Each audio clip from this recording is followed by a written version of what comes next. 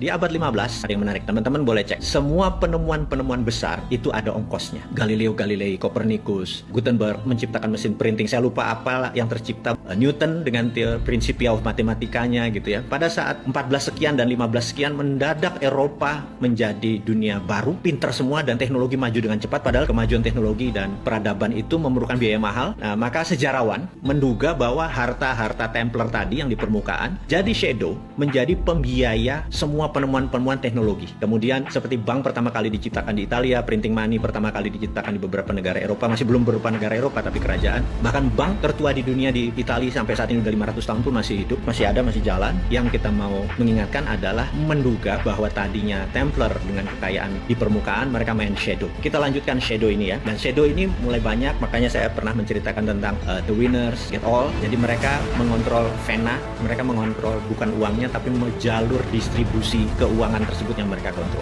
Kita tahu di abad 20, 1910 ya, kita lompat lagi, 1910, waktu itu mata uang dunianya ada dua yang besar, yaitu pound sterling dan Swiss franc. Harus diingat, dan nomor satu tetap pound sterling. Pound sterling menguasai 80% transaksi di dunia. Di awal-awal abad 20, tentunya abad 19 dia lebih berkuasa. Jadi teman-teman harus ingat, bukan dolar atau belum dolar. Di 1910 ada sebuah rapat yang sangat fenomenal. Jadi kalau di 1989 kita lompat sebentar ke Tiongkok, China. Di situ ada the secret meeting that changed China tahun 89. Nah, tahun 1910 ini ada the secret meeting that changed dollar, ya dolar gitu ya. Jadi ada sebuah meeting besar di Jacqueline Island. Jadi teman-teman boleh cek Jacqueline Island 1910 gitu ya. Apa yang terjadi? Jacqueline Island 1910. Nah, di situ akan Anda lihat bahwa ada rapat yang luar biasa antara Partai Republik seperti sekarang ini lagi rapat dengan Partai Demokrat yang diinisiasi oleh keluarga Rothschild. Kita akan masuk sebuah nama nih, keluarga Rothschild. Oke, kemudian apa inisiasinya? Inisiasinya adalah meminta currency dunia adalah dolar gitu ya. Sementara pada saat itu Demokrat sangat cenderung miring ke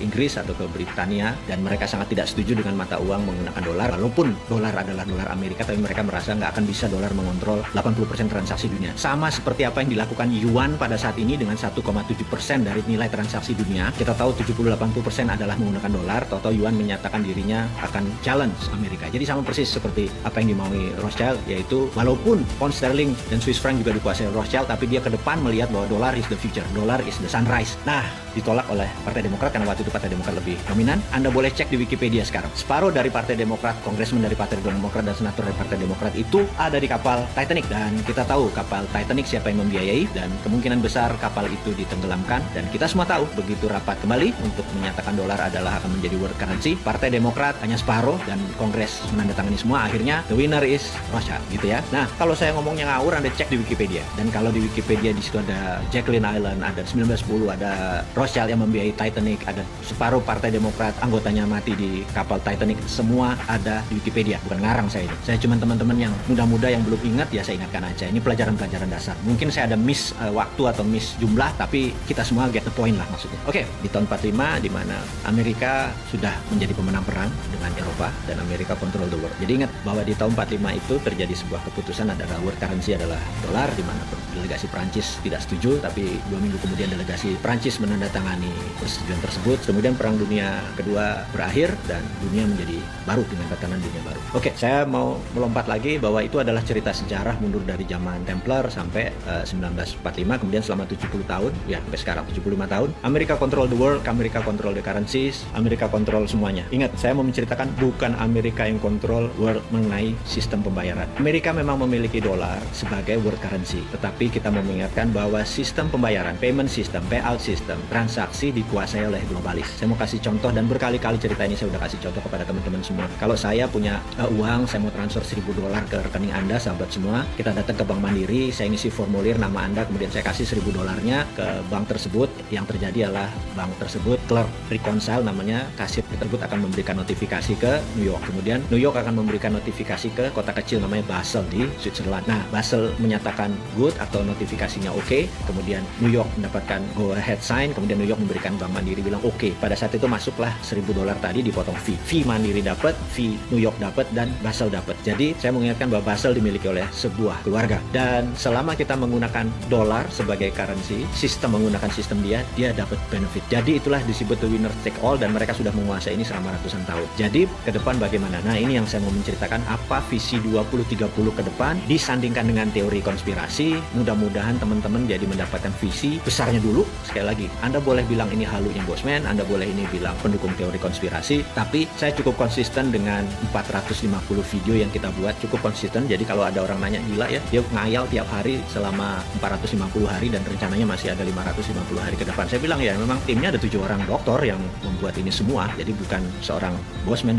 ilmunya bodoh gitu, geblek begitu orangnya gitu kan, nggak ada pinter-pinternya, cuman dikasih tahu, dikasih pinter, ya udah kita menjadi corongnya teman-teman gitu ya. Oke, saya akan menceritakan apa yang bulan Maret lalu sebenarnya saya sudah ungkapkan, bahwa satu, apa itu visi 2030 dari kacamata globalis. Sekali lagi ya, dari kacamata globalis. Apa sih yang globalis mau gitu ya? Globalis ini musuhnya adalah nasionalis. Jadi dia anti orang-orang yang nasionalis dan patriotis gitu. Dia anti. Jadi saat ini yang paling on the hot, yang paling borok-kokok adalah si Trump itu. Dia nasionalis, patriotis. Globalis nggak suka gitu ya. Siapa lagi globalis? Globalis adalah yang mengatur tatanan dunia baru, bukan country. Nih saya harus puter-puter teman-teman atau sahabat semua biar paham. Oke, kita lanjut. Apa visi 2030 untuk globalis? Visinya dia ingin mengontrol currency. Oke, ini kalimatnya saya vulgarkan. Ada 20 step, 20 langkah yang akan dia lakukan dari sekarang sampai 2 tahun ke depan. Sekarang ini nanti kita bahas ya. Jadi begini, langkah pertama adalah mengendalikan media mainstream di 194 negara. Saya ulangi lagi. Globalis mengontrol media mainstream, media utama di 194 negara gitu ya. Amerika, Indonesia, Tiongkok, nggak peduli dia. Pokoknya kontrol 194 negara. Kontrol. Entah kontrol direct, indirect, payment, atau ada orang di dalam, terserah. Berapa lama melakukannya? We never know. Bisa 10 tahun, bisa 5 tahun. Yang jelas mereka sudah mengontrol saat ini. Kemudian nomor 2, melepas virus yang sedikit deadly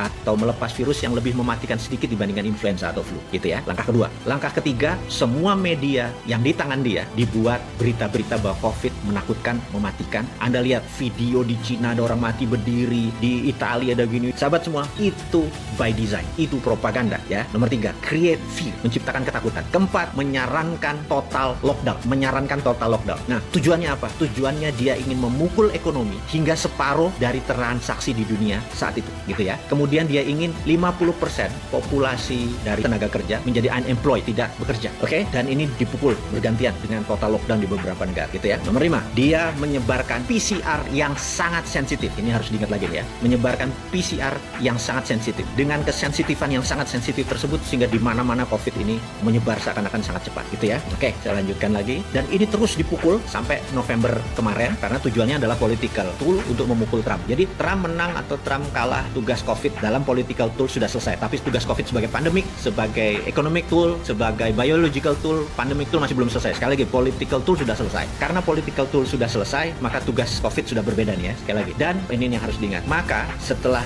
banyak lockdown, banyak pengangguran, segala macam. Nah, ini yang paling penting. Akan diterbitkan placebo vaksin. Ini kurang ajar. Placebo vaksin ini tingkat penyembuhannya mungkin hanya setengah orang yang punya antibodi. Jadi gini, orang yang kena COVID, katakanlah dia OTG tanpa gejala, kemudian dia sembuh, tubuhnya sudah ada antibodi. Tapi mereka yang kena lebih parah, misalnya sampai dirawat, sampai perlu plasma, atau sampai memerlukan itu, sembuh, maka antibodi dia lebih tinggi daripada yang OTG tadi. Vaksin yang nanti yang kita sebut placebo vaksin ini bahkan tidak sampai setengah dari orang yang punya antibodi itu. Jadi rendah sekali gitu ya, rendah sekali. Kita sampai tahap ini nih yang saya mau bicarakan. Lalu nanti, sekali lagi, ini belum terjadi. Ada 20, ini nomor 8. Saya ada beberapa yang saya skip sengaja ya, biar teman-teman terus intens dengan saya, intens dengan teman-teman di sosial media. Jadi, ini nomor 8. Nomor 9, nomor 8 itu apa tadi? Diterbitkan vaksin placebo. Ingat, kenapa vaksin placebo? 40 tahun AIDS itu beredar di dunia, belum ada vaksinnya. Sekarang kita mau nanya, kenapa ini 1 tahun mendadak ada vaksinnya gitu ya? Oke, kita sekedar skip, hanya pertanyaan kritis saja. Nanti setelah ini, setelah vaksin placebo ini diterbitkan, ini sekali lagi saya baca dari data apa yang dimaukan oleh para globalis. Yang nggak percaya teori konspirasi, anggap ini dongeng gitu aja ya. Setelah ini akan disebar PCR yang low sensitivity. Jadi ingat ya, tadi disebar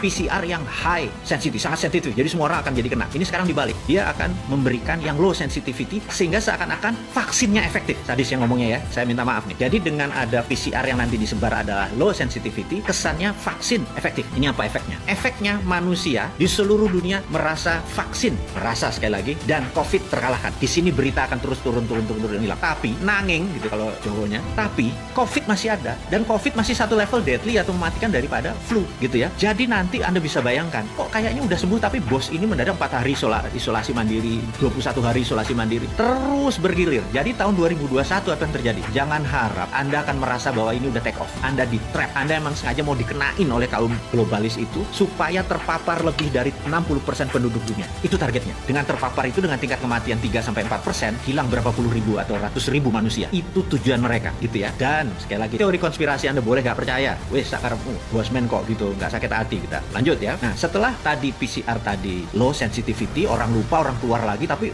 waduh, yang sakit, yang terpapar yang kesana kemari makin lebih cepat. Itu maunya mereka, dan ekonomi makin berantakan karena kita makin kikuk kok, ini lockdown apa enggak, PSBB apa enggak, makin kusut. Dunia ke depan itu makin kusut gitu. Nah, lalu siap apa yang mereka luncurkan? Mereka akan meluncurkan digital currency, ini yang sebenarnya mereka mau gitu.